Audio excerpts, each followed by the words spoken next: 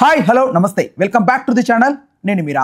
అలేఖ్య చిట్టి పికిల్స్ సంబంధించిన కాంట్రవర్సీ మీరు ఇదివరకు చూసే ఉంటారు. అయితే ఈ కాంట్రవర్సీలో కొత్త కోణంతో ఒక వీడియో బయటకు వచ్చింది. Ramya one of the sister అనమాట. అయితే ఈ అమ్మాయి ఒక వీడియో పెడుతూ ఆ వీడియోలో తను చెప్పదలుచుకుంది ఏంటంటే, మేము కొత్తగా ఒక కొత్త నేమ్తో కొత్త బ్రాండింగ్తో ఒక పచ్చళ్ళ బిజినెస్ స్టార్ట్ చేయబోతున్నాము. ఇదివరకు మేమందరం కలిసే చేసాం, కానీ ఇది మాత్రం సపరేట్గా ఉండబోతోంది. మమ్మల్ని ఎంకరేజ్ చేయండి, ఇప్పటి వరకు జరిగింది మర్చిపోండి అంటూ ఆవిడ చెప్తోంది. అయితే దీనికి సంబంధించి అనేక రకాల ట్రోల్స్, అనేక రకాల నెగిటివిటీ కూడా సోషల్ మీడియాలో తిరుగుతోంది. ఓవరాల్గా ఈ అంశానికి సంబంధించి సినీ మరియు రాజకీయ విశ్లేషకులు దాసరి విజ్ఞాన్ గారితో చర్చిద్దాం. అన్న నమస్తే. నమస్తే. ఏంటి సంగతి, అసలు ఎలా తీసుకోవాలి? ఈ అమ్మాయిని క్షమించచ్చా, క్షమించకూడదా? ఈ అమ్మాయి ఏమో పాపం నన్ను వదిలేయండి అన్నట్టుగా బ్రతిలాడుతోంది. యాక్చువల్గా ఈ పిల్ల నిన్న రిలీజ్ చేసినటువంటి ఆడియో, దాని గురించి మాట్లాడుకుంటే ఆ వీడియో.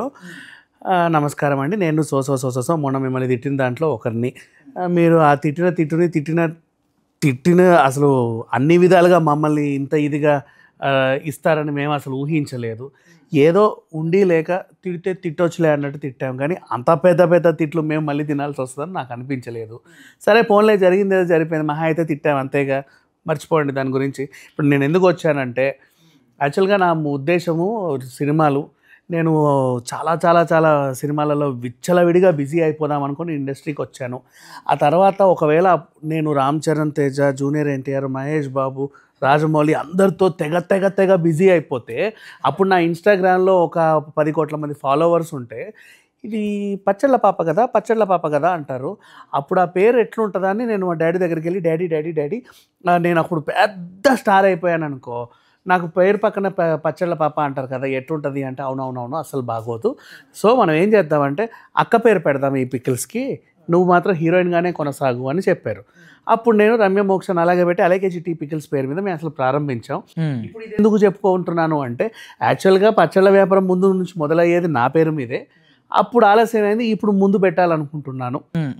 ఇక మీదట ఆల్రెడీ అది నెగిటివిటీ వచ్చింది కాబట్టి, ఇక మీదట మీరు రమ్య మోక్ష పేరుతో కొత్త రకాల పచ్చళ్ళు తినబోతున్నారు. ఇది సరళమైన ధరలకే మీకు అందుబాటులో ఉంటాయి. అవసరమైతే బై 1 get 1 ఫ్రీ కూడా మేము ఇస్తాము. ఈ రకంగా ఇలా మార్కెట్ని మేము కొత్తగా అరంగేట్రం చేద్దామనేసి రెడీ అవుతున్నాము అన్నట్లుగా ఈవిడేదో చెప్పుకొచ్చింది. ఇక్కడ ఒక సవరణ. కాకపోతే విషయం ఏంటంటే, ఇక మీదట మీ ఆర్డర్స్ తీసుకోవడానికి కానీ, మీతో మంచిగా మాట్లాడడానికి కానీ నేను ఒక మంచి అదేంటిది కాల్ సెంటర్ లాగా అమ్మాయినో పెట్టాము. ఇక నుంచి పద్ధతిగా తను మీతో మాట్లాడుద్ది అనింది. ఇక్కడ నాకేంటంటే, నువ్వు మాట్లాడవా ఇంకా పద్ధతిగా, నువ్వు మారవా? ఇది ఒక రకంగా బెటరే అనిపిస్తుంది నాకు. డైరెక్ట్గా ఫస్ట్ టైం వీళ్ళు చేస్తున్నప్పుడు నుంచి మీతో నేనే మాట్లాడతాను, నేనే మీతో డైరెక్ట్గా మాట్లాడతాను, పద్ధతిగా మాట్లాడతాను, మీరు ఏమన్నా నాతో మాట్లాడండి అని చెప్పకుండా నేను ఒక అమ్మాయిని పెట్టాను. ఆవిడే చూసుకుంటుంది, మాకు మాత్రం బూతులు తప్ప ఇంకేమీ రావు, వాళ్ళు పద్ధతిగా మాట్లాడతారు మీతో అని చెప్పింది. సరే, what ever jokes A part. అసలు నేను ఈ కేసుని మళ్ళీ ఒకసారి రీకన్స్ట్రక్ట్ చెయ్యి. చాలామంది తప్పుదోవలో వెళ్ళారు, కానీ సరిగ్గా దీన్ని ఎప్పుడూ పట్టించుకోవాలి. రమ్యని కూడా సెకండ్ టైం తను డ్యామేజ్ కంట్రోల్కి ట్రై చేసినా కూడా దాన్ని తప్పుగా తీసుకున్నారు, కానీ అసలు విషయం ఎవరు పట్టించుకోవాలి. ఫస్ట్ నీ పచ్చళ్ళు ఏంది చాలా ఎక్స్పెన్సివ్ ఉన్నాయి అనగానే ఒరే అని చెప్పి బూతులతో తిట్లా. ఆ అమ్మాయి రెచ్చగొట్టింది కొనిపించడానికని నేను అనుకున్నా మామూలుగా. నీ రేట్ మరీ ఇంత ఎక్స్పెన్సివా అన్నాడు. దాన్ని మనం పట్టించుకోకుండా ఆ పిల్ల అనిందే మనము తిట్టిన దాన్నే ఇంత వైరల్ చేసుకుంటూ వచ్చాను చూడు, ఎంత పొరపాటు. ఏమన్నాడు? నీ రేట్ మరీ ఇంత ఎక్స్పెన్సివా అన్నాడు. నీ రేట్ ఇంత ఎక్స్పెన్సివ్? ఎగ్జాక్ట్లీ. ఆ పిల్ల నువ్వు పచ్చళ్ళే కొనలేకపోతావు అని చెప్పి పచ్చడి గురించే మాట్లాడింది, కానీ ఇంకేమీ అల్లా. వాడు అనింది నీ రేట్ ఇంత ఎక్స్పెన్సివా అని. అండ్ నెక్స్ట్ వాడన్న ఆ చాట్ కూడా ఎక్కడి నుంచో స్టార్ట్ అయింది. ఏం చాట్ అంటే, నాకు ఒక doubt, sorry for the interruption. ఇప్పుడు ఒక అమ్మాయిని నీ రేటు ఇదా అని ఒక అంటే మాట్లాడుకునే రీతిలో అలా ఒకటి అడిగినప్పుడు, వెంటనే ఈ అమ్మాయి ఎలా మాట్లాడుతున్నావు, నీకు అక్క చెల్లెలు లేరా, ఒళ్ళు దగ్గర పెట్టుకో అని చెప్పి ఈ టోన్ బయటకు వస్తుంది తప్ప, అట్లా కాదు, నీకు సిగ్గు లేదా మా పచ్చళ్ళు కొనలేమని ఎందుకు అంటారు అనేది నాకు మళ్ళీ వినండి, దాని గురించి మీకు అర్థమవుతుంది. అలా అనుంటారా అనిపిస్తుంది, కానీ మళ్ళీ వినండి. అక్కడ ఏం జరిగిందంటే, చాట్ ఎక్కడి నుంచో వచ్చింది. ఇంకేం పచ్చళ్ళు అమ్ముతారు మీరే తయారు చేస్తారా అంటే, అబ్బా మీ అంత సున్నితమైన చేతులు కదా, పచ్చళ్ళు తయారు చేస్తే కందిపోరా, ఇలా పోరా అలా పోరా అని అడ్డమైన చాట్ అంతా చేస్తుంటే ఈ పిల్ల అప్పటికి సార్ మీకు ఏం కావాలి ఏం కావాలి ఏం కావాలి ఏం కావాలని అడుగుతుంది. మీకు అదేంటి చికెన్ పచ్చడి కావాలా లేక ఇంకేమైనా అసలు కావాలా వద్దా అని చాట్. మెనూ కార్డు పెట్టమన్నాడు, మళ్ళీ పంపింది. ఆల్రెడీ మెనూ కార్డు పెట్టడంతో మళ్ళీ పంపింది. అది డిలీట్ అయిపోయిందని వీడు చెప్తే సరే అని మళ్ళీ పంపింది. పంపినప్పుడు అమ్మో ఇంత మీ రేట్లు మరీ ఇంత ఎక్స్పెన్సివా అన్నాడు వాడు. ఓకేనా, ఆ పిల్లకి అర్థమైందో అర్థం కాలేదో మనకు తెలియదు, కానీ తను మాత్రం పచ్చడి విషయంలో తిట్టింది. ఓకేనా, ఆ పిల్లకి అర్థమయ్యి అలా అనింది అనే కోణం పక్కన పెట్టేసి తనకు అర్థమైందో లేదో తెలియదు, మీ రేట్లు మరీ ఇంత ఎక్స్పెన్సివా అన్నాడు వాడు. బట్ ఇంకొకటి ఏంటంటే ఇంకొక చిన్న తను ఎలాగైనా తీసుకోవచ్చు, కాకపోతే తన ఫ్రస్ట్రేషన్ బయట పెట్టింది. ఆ తర్వాత ఇది ఆమె తిట్టిన తిట్టు బాగా వైరల్ అయ్యింది కదా, నెక్స్ట్ వాళ్ళు దానికి ఎక్స్ప్లెనేషన్ ఇచ్చుకోవాలి.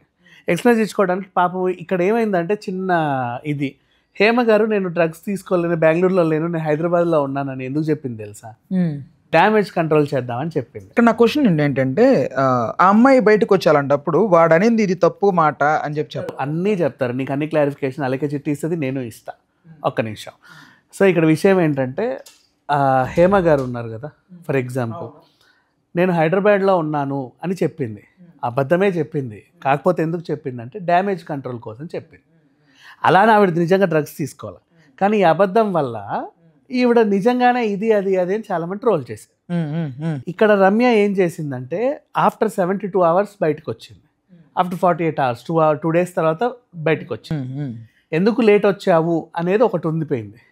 ఎందుకు లేట్ వచ్చావు అంటే వీళ్ళ ప్రాబ్లం వాట్సాప్లో బిజినెస్ అకౌంట్ వేసారు, అది 90% ఇలా గోకే వాళ్ళే మెసేజ్లు చేస్తున్నారు, పిచ్చి పిచ్చి వీడియోలు ఫోటోలు అన్నీ పెడుతున్నారు, బూతులు కూడా తిడుతున్నారు.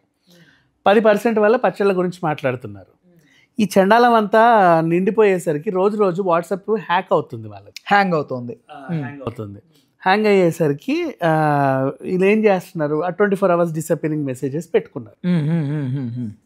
ఇది వైరల్ అయ్యే టైంకి ఈ పిల్ల దగ్గర అసలు చాట్ లేదు, ఏం చేయాలో అర్థం కాల. డ్యామేజ్ కంట్రోల్ కోసం ఈ పిల్ల బయటకు వచ్చి ఏం చెప్పింది, యాక్చువల్గా నేను ఎవరికో ఒక ఏంటిది తిట్టాలనుకున్నామండి ఒక క్రూర మృగానికి, కానీ ఒక ఇన్నోసెంట్ తోడికి వెళ్ళింది అని ఆ పిల్ల అబద్ధమే చెప్పింది. బట్ యాక్చువల్గా చెప్పాలంటే వాళ్ళే ఇక్కడ బాధింపబడ్డ వాళ్ళు ఒరిజినల్గా. డ్యామేజ్ కంట్రోల్ కోసం అలా చెప్పింది, అంటే సారీ చెప్తే వీళ్ళు వదిలేస్తారేమో మమ్మల్ని అని.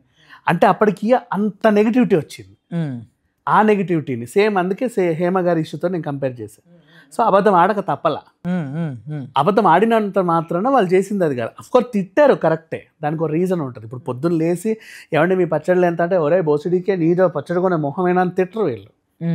అది ఎక్కడి నుంచో వచ్చిన తర్వాత ఫ్రస్ట్రేషన్ లెవెల్స్ పీక్స్కి వెళ్ళిన తర్వాత ఒక దగ్గర బ్రస్ట్ అయిపోయాక అప్పుడు వచ్చిన చాట్ అది.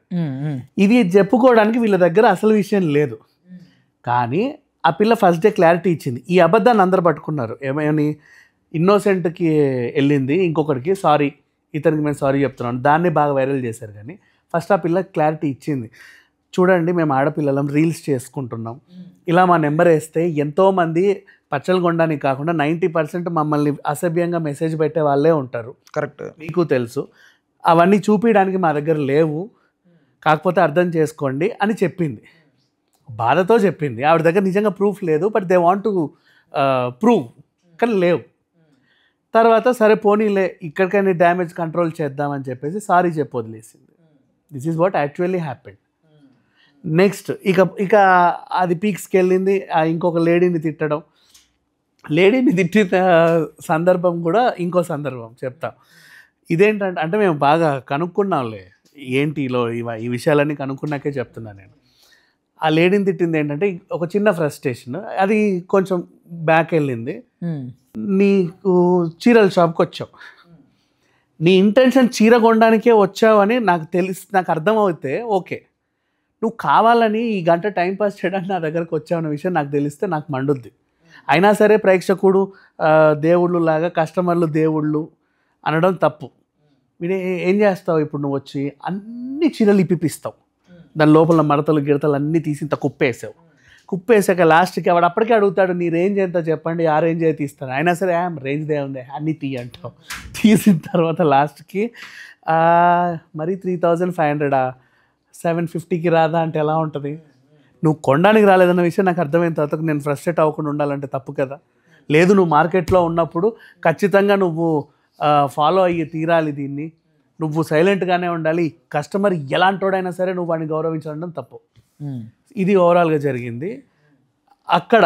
ఇక్కడ కూడా ఆవిడెవరో అదే పనిగా మొత్తం మెను అంతా దులిపి లాస్ట్కి కొనలేకపోతే ఆవిడని తిట్టింది.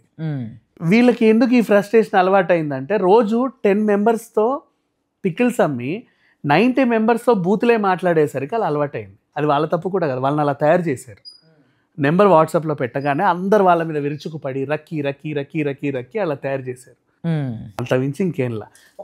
చిన్న అంటే చిన్నదనే కాదు, ఎంత ఎస్టాబ్లిష్ చేశారో మనకు తెలియదు ఆ బిజినెస్ అనేది. దానికి అంత ఫ్రస్ట్రేట్ అయిపోతే కొంతమంది హోల్సేల్ కస్టమర్స్ని, కొంతమంది రీటైల్ వాళ్ళని మేనేజ్ చేస్తున్న పెద్ద వాళ్ళు ఉంటారు, ఆన్లైన్ డెలివరీస్ చేస్తున్న వాళ్ళంతా ఫ్రస్ట్రేట్ అవుతారు. అంటే ఇక్కడ వీళ్ళ అమ్మాయిలు అందంగా ఉండడమైన ప్రాబ్లము, అది వేరే సంబంధం లేని కంపారిజన్. వీళ్ళకి ఎదురైన అనుభవం ఇలాంటిది. అదే అంటున్నా నేను, వీళ్ళకే ఎందుకు ఎదురైంది అంటే రీల్స్ చేస్తున్నారు అందమైన అమ్మాయిలు, కొంచెం స్కిన్ షో ఎక్కువ ఉంటుంది. దట్స్ వై అదే అడుగుతున్నా నేను. అలా రీల్స్ చేసి మేము పచ్చళ్ళు అమ్ముతున్నాము అనగానే అయ్యయ్యో మీ సున్నితమైన చేతులు కందిపోవని చాటింగ్లు చేస్తున్నారు. ఒరే నువ్వు పచ్చడి కొంటావా, పచ్చడి గురించి మాట్లాడు, లేదంటే ఇది వీళ్ళ ఫ్రస్ట్రేషన్ వీళ్ళది. It's okay. ఇక్కడ నాకు అర్థం కానిది ఏంటంటే ఒక పాయింట్, మగజాతి ఆనిముత్యాన్ని కదా తిట్టేశారు, లేకపోతే ఏదో అసలు ఉన్న మొత్తం ప్రపంచంలో ఉన్న ఒకే ఒక్క ఇంపార్టెంట్ పర్సన్ని తిట్టినట్టుగా అందరూ వాడి గురించి అంతా ఇన్వాల్వ్ అయిపోయారు అనేది నాకు ఇప్పటికీ అర్థం కాని క్వశ్చన్. మీకేంటంటే వాళ్ళని తిట్టాలి, వాళ్ళ మీద ఏదో పర్సనల్ గ్రడ్జ్ ఫీలింగ్ ఉంది అందరికీ, తిట్టాలని ఎవరైతే తిడుతున్నారో, ట్రోల్ ఎవరైతే చేస్తున్నారు. బట్ ఇక్కడ పాయింట్ ఏంటంటే వాడి విషయంలో దొరికేసరికి టక్కున పట్టేస్తున్నారు అందరూ. తిట్టాలంటే పాయింట్ మీద తిట్టండి, పాయింట్ మీద అడగండి, డిఫెండ్ చేయండి. వాడిని కూడా మీరు మళ్ళీ రీకన్స్ట్రక్ట్ చేస్తే ఫస్ట్ నుంచి వస్తే మీ రేట్లు మరింత ఎక్స్పెన్సివా అన్నాడు వాడు.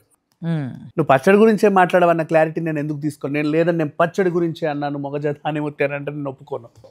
నువ్వు ఏదో అన్నావు, మీ పికిల్స్ ఇంత ఎక్స్పెన్సివ్ అని అనలా. సో అందుకని చెప్పేసి ఎవడు ఇక్కడ ఉద్దండు కాదు. ఇప్పుడు వాళ్ళు తిట్టారు కరెక్టే, వాళ్ళ కింద అందరూ బూతుల మెసేజ్లు పెట్టారు, వాళ్ళు ఒకటే కదా. మరి ఎవడు శుద్ధపూస కాదు ఇక్కడ. ఇప్పుడు కమ్బ్యాక్ బిజినెస్, ఈ పిల్ల చెప్పినటువంటి ఆడియో ఏదైతే ఉందో నిన్న, సరే మేము మళ్ళీ కొత్తగా వస్తున్నాము, నూతనంగా ప్రారంభిస్తున్నాము, ఫ్రెష్గా ఇది రమ్య మోక్ష పికిల్స్, ఇక్కడ నుంచి మా పచ్చళ్ళు తినండి, మీకు సరళమైన ధరలకి అందుబాటులో ఉంటాయని చెప్పింది. నిజంగా క్వాలిటీ, టేస్ట్ ఇవన్నీ బాగుంటే ఖచ్చితంగా కొంటారు, పెద్ద విషయం ఏం కాదు. అండ్ దీంట్లో నేను ఇంకొకరిని అప్రిషియేట్ చేయాలనుకుంటున్నా. యాక్చువల్గా వీళ్ళకి సంబంధం లేని వాళ్ళు నిన్న యూట్యూబ్లో ఏదో తుని చిట్టి పికిల్స్ అని ఎవరో కార్టూన్ పక్షులతోని వీళ్ళ దాన్ని రీకన్స్ట్రక్ట్ చేశారు. కాకి ప్లస్ ఏదో మాట్లాడకూడదు కోడి. ఎగ్జాక్ట్లీ, పీపుల్ని అప్రిషియేట్ చేయాలనిపించింది. కాకపోతే వాళ్ళు ఎంత బ్యాలెన్స్డ్గా చేశారో తెలుసా. పాపం అలకి చిట్టి వాళ్ళకి సంబంధమే లేదు, వీళ్ళు ఎవరో ఫోన్లో మాట్లాడారు, బూతులు తిట్టిన వాళ్ళకి అలకి చిట్టికి సంబంధం లేదు, వాళ్ళు మళ్ళీ బౌన్స్ బ్యాక్ ఇస్తారు అన్నట్టుగా సారాంశం ఉంది. అంటే ఎవరిని నెగిటివ్ చేయాలి, పాపం అది బాగుంది. ఆ టీం ఎవరో తెలియదు కానీ అప్రిషియేట్. వీళ్ళు ఎంకరేజ్ చేస్తారా అసలు? ఆబ్వియస్లీ ఇంత పాపులారిటీ వచ్చింది కదా, ఖచ్చితంగా చేస్తారు, డౌటే లేదు. ఇప్పుడు ఉన్నదానికంటే బిజినెస్ డబుల్ ట్రిపుల్ అయ్యేటట్టు ఉంది కదా, నెక్స్ట్ లెవెల్కి వెళ్ళదు చూడు. అదే అంటే ఒక మార్కెటింగ్ స్ట్రాటజీ లేకపోతే ఇది మార్కెటింగ్ స్ట్రాటజీ కోసం బతుకులు బయట పెట్టుకుంటారు వీళ్ళని కాదు, మార్కెటింగ్ స్ట్రాటజీ లాగా ఆలోచించే వాళ్ళు ఉంటారు కదా, చాలా మంది స్పూఫుల్ చేసేవాళ్ళు. అవును, అలా చేసి బిజినెస్ని డెవలప్ చేసుకోవాలనుకున్న వాళ్ళు చేసుకుంటారు కూడా. కానీ ఇక్కడ వీళ్ళకి అనుకోకుండా నిజంగానే ఇది హెల్ప్ అయిందని అనుకుంటున్నాను. రైట్, ఓకే అన్న, చూద్దాం. Thanks for the time, thanks for information. Hello, Telugu రాజ్యం ఛానల్ చూస్తున్నారా? సామాజిక, రాజకీయ, జీవన చిత్రణే తెలుగు రాజ్యం. అతిశయోక్తులు, అసత్యాలు ఉండవు. రాజకీయ కోణం కాదు, ప్రజా కోణమే కొలబద్ద. తెలుగు రాజ్యం వీక్షణ మీ ఉత్తమ అభిరుచికి నిదర్శనం.